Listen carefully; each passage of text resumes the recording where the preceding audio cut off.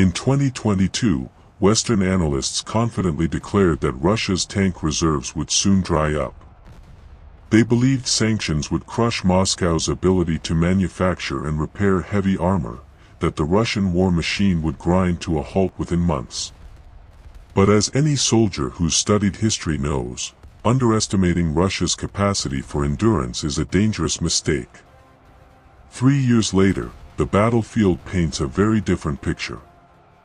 From the plains of Donetsk to the forests near Kharkiv, Russian tanks aren't vanishing, they're multiplying. What the West failed to grasp was not Russia's technology, but its industrial willpower. While others measured wars in precision strikes and advanced electronics, Moscow prepared for a long, grinding contest of attrition, one fought not by innovation alone, but by production. The true strength of a nation at war lies not only in the sophistication of its weapons, but in the resilience of the factories that build them. And today, those factories are roaring back to life. When the war first broke out, Western intelligence circles were convinced that Russia's armored power was on borrowed time. Sanctions would choke its supply chains, they said. Without imported optics, microchips, and precision machinery, Moscow's tank factories would grind to a halt. The assumption was simple: no Western electronics meant no modern tanks. But those who made that prediction had forgotten a fundamental rule of warfare: a nation forged through centuries of conflict does not collapse under pressure, it adapts. And Russia adapted faster than anyone imagined. Within months, the Kremlin launched a sweeping industrial mobilization. Factories long dormant since the 1990s were reactivated. Assembly lines that once built tractors or freight cars were converted into repair yards for T-72s and T-80s. Uralvagonzavod, the beating heart of Russia's armored production, moved to 24-hour shifts, drawing from an army of engineers and machinists who had spent their careers working with steel and fire. Then came the second wave, the resurrection of the Soviet stockpile. Massive warehouses scattered across Siberia and the Urals, once dismissed as relics of the Cold War, became gold mines of usable hardware. Hundreds of T-62s, T-72s, and T-80s were pulled from storage, stripped, refitted with modern electronics, reactive armor, and infrared sights, and sent straight to the front lines. It was a return to Russia's old doctrine: quantity has a quality all its own. In a war of attrition, numbers matter more than aesthetics.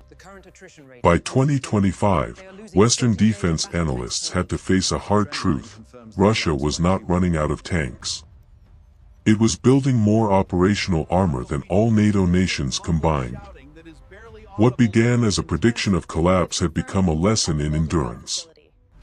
And for the first time in decades, Europe's planners found themselves studying not the sophistication of Russian weapons, but the sheer, relentless capacity to keep the war machine alive.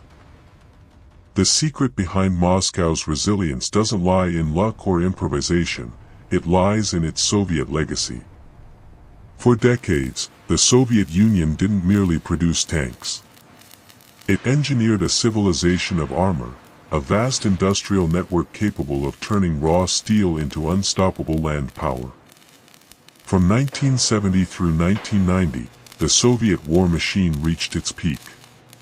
In the factories of Nizhny Tagil, Omsk, Kharkiv, and Leningrad, assembly lines worked day and night, forging tens of thousands of armored vehicles: the T-55, T-62, T-64, T-72, and T-80.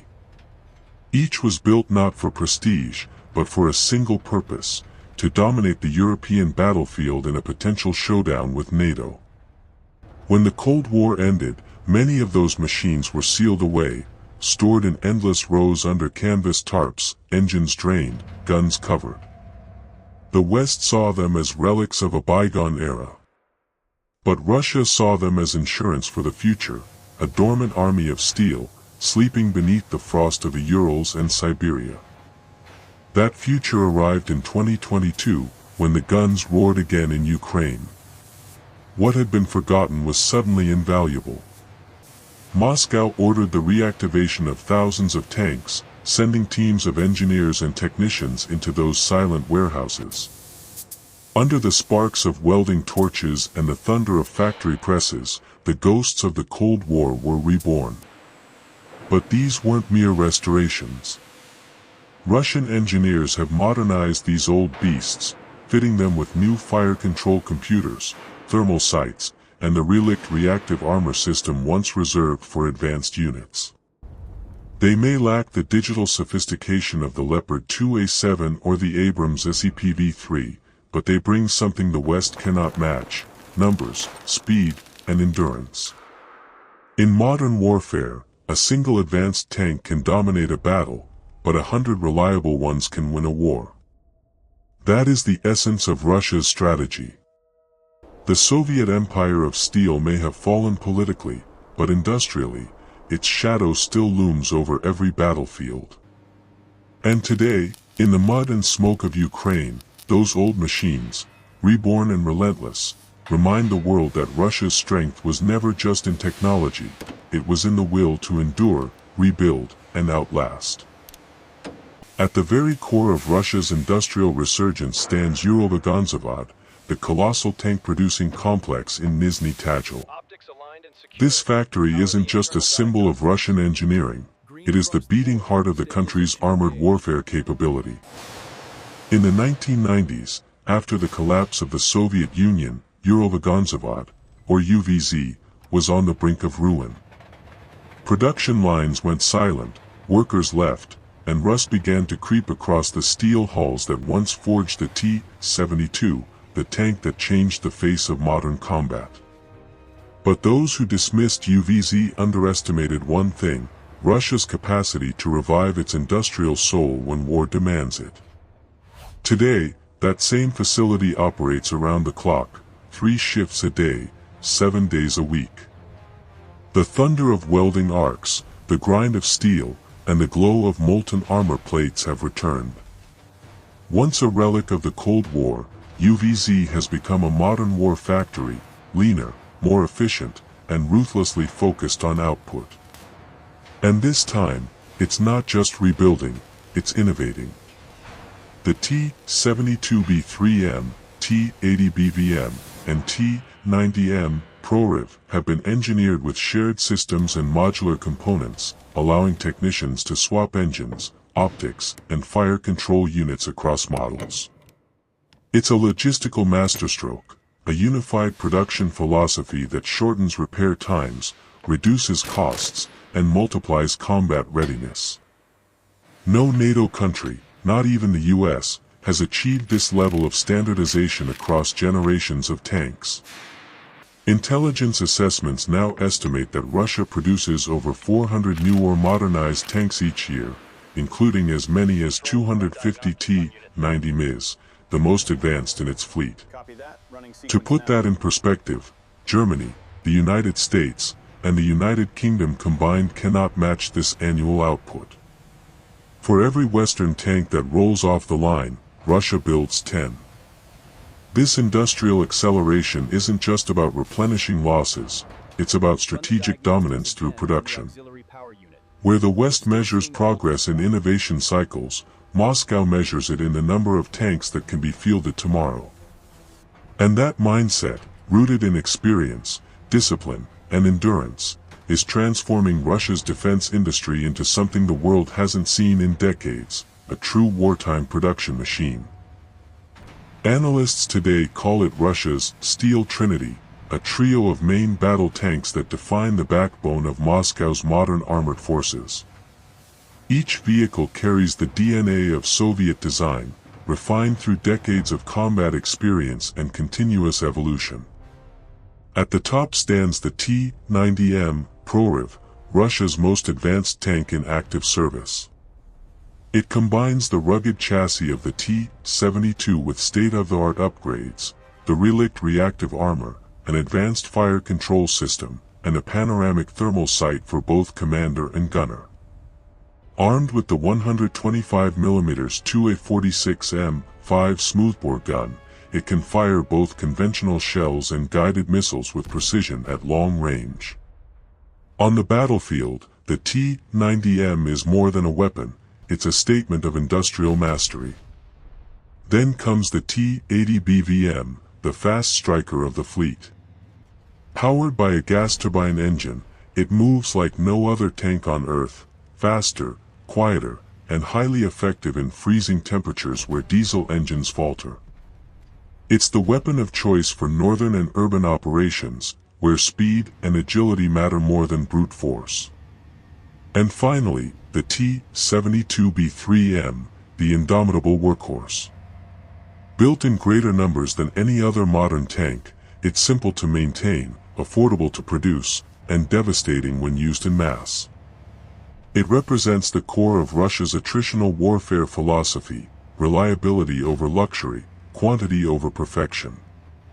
Together, these three tanks form a unified armored ecosystem, sharing engines, electronics, and ammunition types, allowing seamless logistics and rapid deployment.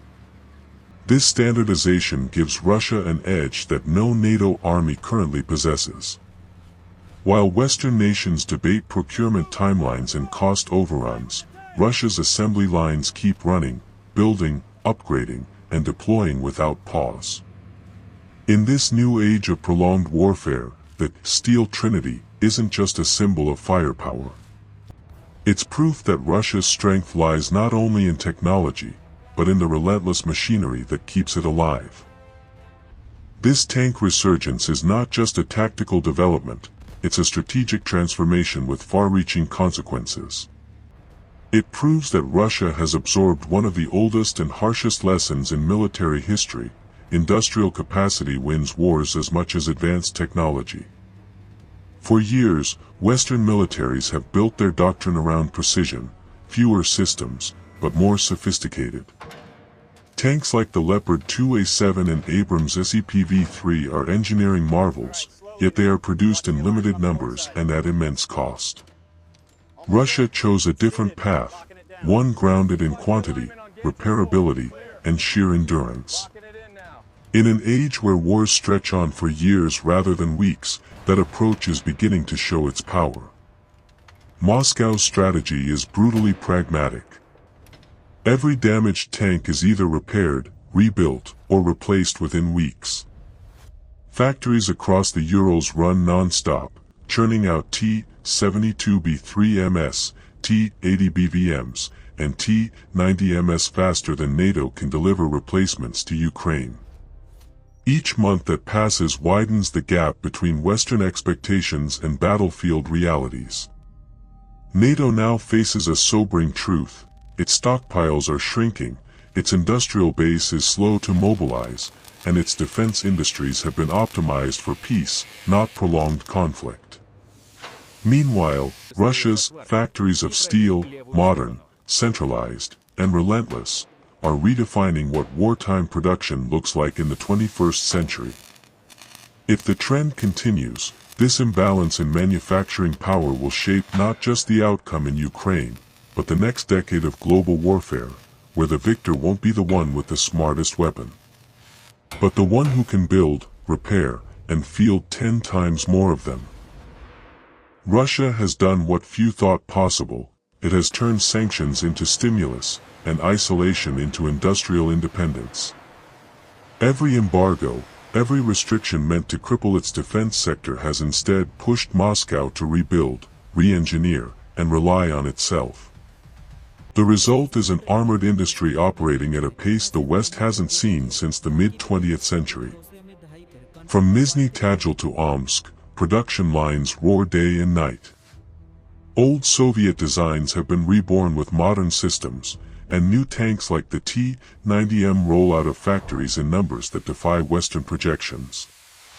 Whether the world accepts it or not, Russia's armored machine is back, stronger, faster, and more determined than any intelligence report dared predict. It has learned that in modern warfare, victory doesn't always belong to the side with the most advanced technology, but to the one that can outproduce, outlast, and outfight its rival through sheer industrial endurance.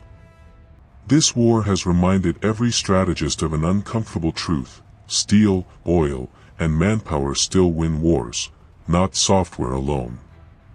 And as the global balance shifts once more, the question is no longer about who has the best tank, but who can keep building them when the war drags on. This is WarTech World, uncovering the real power behind the world's most advanced military machines. Like, share, and subscribe, and tell us in the comments. Can the West catch up before it's too late?